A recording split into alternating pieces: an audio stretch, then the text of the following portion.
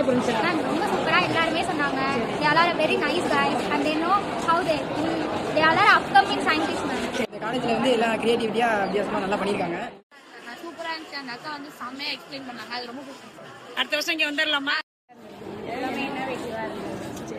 தனித்தனியா நல்லா எக்ஸ்பிளைன் பண்ணாங்க. பசங்க ரொம்ப யூஸ்ஃபுல்லா இருந்தது. ரொம்ப இன்னோவேட்டிவா நல்லா செஞ்சிருக்காங்க. பசங்க ரொம்ப யூஸ்ஃபுல்லா இருக்கும். நெக்ஸ்ட் கோர்ஸ் ஜாயின் பண்ணுறதுக்கு ஒரு நல்ல ஐடியா கிடைக்கும்.